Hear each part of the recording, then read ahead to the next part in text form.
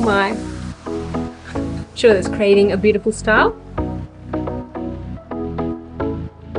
Hi there, it's Sonia. Hello and welcome to the channel. Today I'm going to have a look at 5 hacks that you might like to incorporate into your balloon twisting. Now, if you've been twisting for some time, some of these, they're probably like, oh yeah, I know that moment. Or maybe they're brand new to you and you haven't heard them before. The funny thing about this balloon journey that we can have, it really depends on where all your learning has come from as to how it all comes together and beautiful things are created. I just wanted to create a video that looks at 5 basic, quick and fun things, which may or may not be things that you're already doing. But if there's one thing that you can take away from this video to help you on your balloon journey, then I'm really happy and excited for you. Maybe while they can't all be defined as hacks, they can be an alternative way of looking at how we do our balloons, which I think is really important. But sometimes we do get those opportunities to get into the minds of other people, or they can show us, of course, and it can really unlock an aha moment or just really get you along on your balloon journey. So I hope this is what this video is for you. Anyway, let's get right into it. First one I've got for you is a time saver hack. Save time when making balloons by tying 2 together at the same time. By tying these 2 balloons together, it can really help to speed up that time and cut out those precious seconds in line work. Now, granted, it's not going to work in every occasion because realistically, not everything requires you to start with 2 balloons being tied together. But if this is something you can manage, especially if you have an electric pump, you're going to want to do this. This next one is for those who might be a little bit intimidated by the pinch twist. I'm going to show you a couple of alternative ways in which you might approach the pinch twist. Let's just go ahead and have a look at a demonstration. You can squeeze and twist 2 bubbles of approximate equal sizes and pull them away from each other and twist.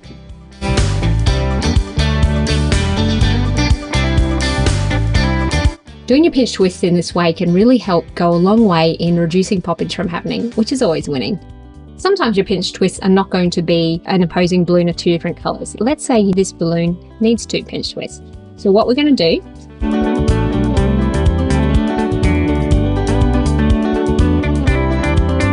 is twist off 2 bubbles,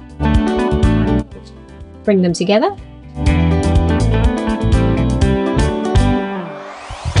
and then just pull those bubbles apart and in opposite directions and twist.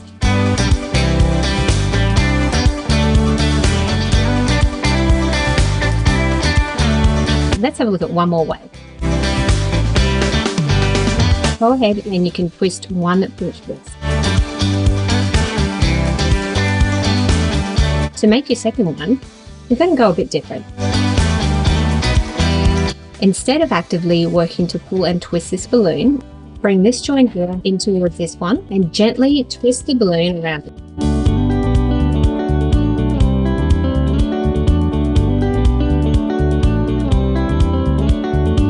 What you'll notice, it doesn't quite have the same good effect of pulling and twisting the bubble. However, if you are looking for an alternative that also can get the job done, why not try it in this method? If I were to think about it, back in the beginning, pinch twists were one of the hardest things that I was learning. Over time, I have gotten better at them. That's what can happen when we persevere and get good balloons. But in saying that, it can be really daunting. So maybe there's an alternative there that is going to help you with your pinch twists. Now this next one, it comes to you a bit courtesy of this balloon book here. Back when I first started twisting balloons, this was one of the books that I had that really taught me so much. So I have a lot of time for this book and for all the valuable things that it taught me about balloons. But sometimes when we are shown or demonstrated a way of how to make a balloon, it completely relies on the person who is teaching you and what works well for them or what they find might help them to teach others. But in a book, you don't always have that kind of ability. That is to even recognize that there are potentially another or a better way to do something. And maybe not even better, but something where you're far more successful in what you do. Let me give you an example. When I was first learning how to do balloons, this book was one of my Bibles and I used it so much. This dragon on the front cover, when I learned to make it without having to look at the instructions, I really felt I made it as a balloon twister. Come a long way since then, but it's so rewarding being able to achieve the different goals in the book. Let me show you my nemesis. Where are you? Oh, that's that dragon. Oh my, this flower gave me a lot of issues. So following the directions in the book,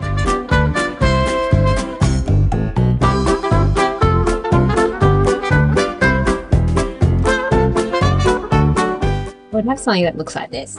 Now I would need to bring it all together and twist. Help me.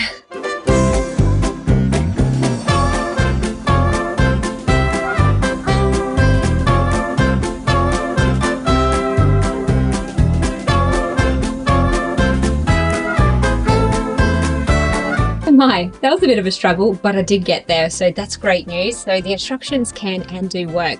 What I did find though, as a beginner, it was very difficult to get this technique and the balloons would pop a lot. I don't love the proportions of what I've achieved. Maybe if I spent a lot more time and care, I could have worked to get that more even, but it was a little bit discouraging and so many pops. Let me show you the way in which I decided to move forward with making my balloons. When I'm tying off my balloon here, I have plenty of tail. I'm going to go ahead to make the 6-petal twist flower.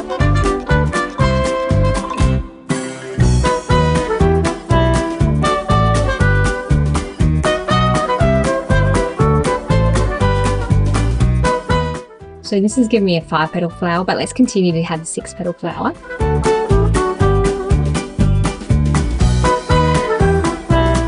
And this beautiful balloon flower is more in line with how I like to make my balloon flowers. Let's compare the two for the moment. Yes, you might attribute it to my lack of skill and practice in getting this 6-petal flower just right.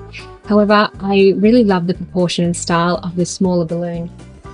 At one point, I swore I probably was never going to do a balloon flower for how frustrating and difficult and my high rate of poppage that I had. If you can prevent that by looking at an alternative way in which to do a design, just do it. Maybe this isn't always going to suit, but I just really encourage you to not give up. If you love balloons and you want to make a go of it, this is your sign. Maybe look, is there an alternative way in which I can do something? Okay, so for this next one, I really tried to find a demonstration about the annoyances of reverse inflation. If you're not familiar with what I mean here, it's when instead of your balloon inflating at the nozzle end, which we love a balloon that inflates correctly. But where it instead starts inflating from the tail end. If you've been like me, we've had bags of balloons where they all just seem to be reverse inflating. It can be really hard and frustrating for us. When you're not really fine, but you just can't get into it because they would never understand. To help not reverse inflate, you're gonna love this tip. Make sure before you inflate the balloon, you pinch off the air supply to the remainder of the balloon and simply start inflating from this end.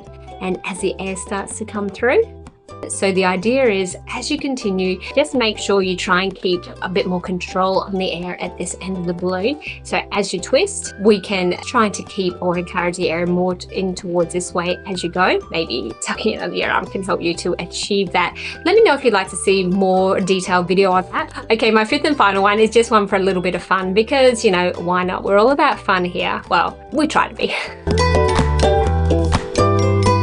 Why not try this trick? Let's decorate the wall behind me because it's looking a little bit plain there, yeah? My. Sure, that's creating a beautiful style. Rub your balloon for a few passes through your hair and then, I think it needs another one for company. It's a bit barren.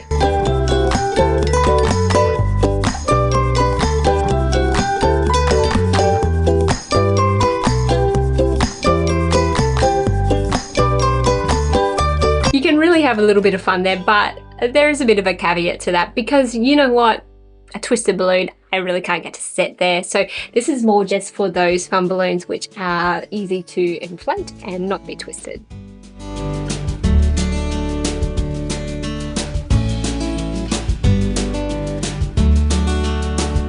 A few really good rubs, just get right in there. My hair must be a mess by now. Ooh, sad, but yeah, the less fiddling the better. So if you are going to try this technique, why not for a fun photo shoot? Just make sure, try not to touch those balloons because they might just droop and fall on you. But how fun is that? I think it's actually pretty fun. Results may vary. But that's it for this video. These are 5 quick and fun things I thought of that I thought really might be useful for a beginner. Let me know if you'd like to hear some more advanced tips. And you know, as always, if you enjoyed this video, make sure to give it a thumbs up. And if you haven't already, why not subscribe? Because I love to give you lots of great videos. Well, maybe in my opinion, they're great. So thank you for helping me to put a positive twist in your life, and I look forward to seeing you in my next video. Bye. Oh. Bye.